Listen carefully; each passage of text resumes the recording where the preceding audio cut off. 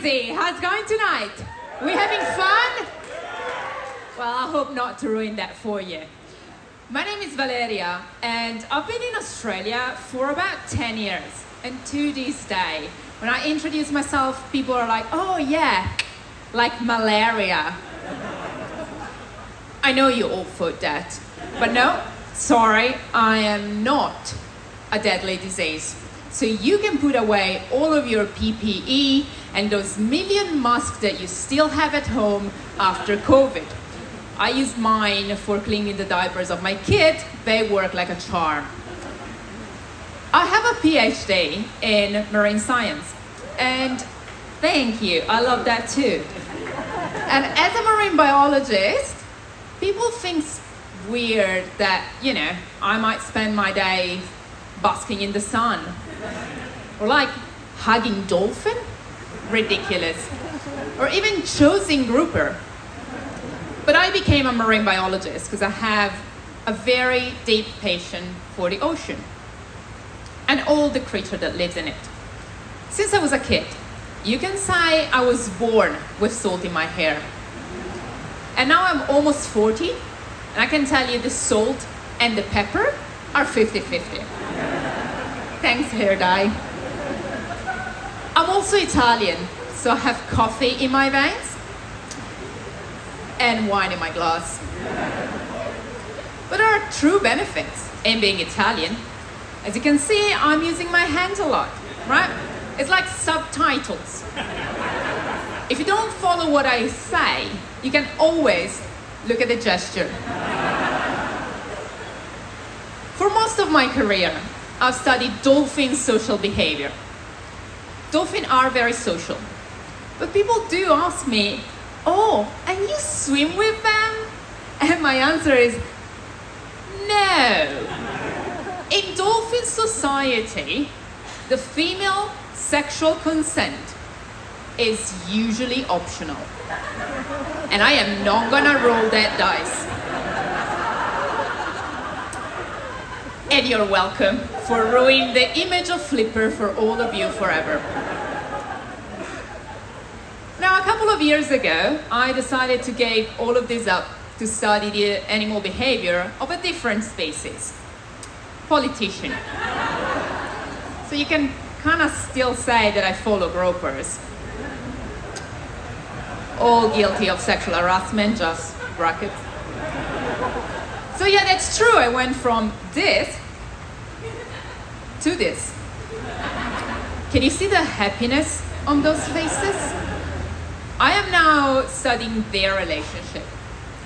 I use something called social network analysis to look at who's taking care of the ocean, who collaborates with whom, and who doesn't. I do it for something called CUMLR, which is the Convention for the Conservation of Antarctic Marine Living Resources. Woo. Thank you. Otherwise known as the Treaty to Not Fuck Up the Southern Ocean. We don't always manage. So through social network analysis, as I said, you look at relationship.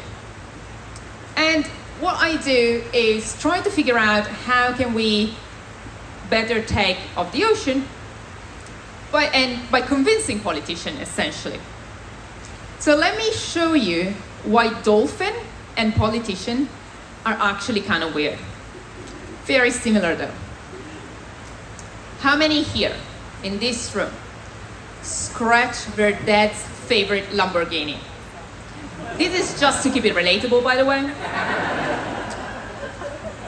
What have you done after that? Right? You told your mother.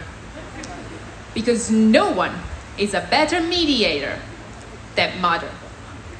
Thank you, I am one. But essentially, this is what social network analysis tell you. It can find through weird mathematical processes, which I do not understand, but I can use, who is the best friend of your enemy, so you can bribe them. And nothing says, I need your help, better than a Team 10 box on the secretary desk of your boss. So now imagine yourself in the beautiful Scotland of Australia, otherwise known as Hobart.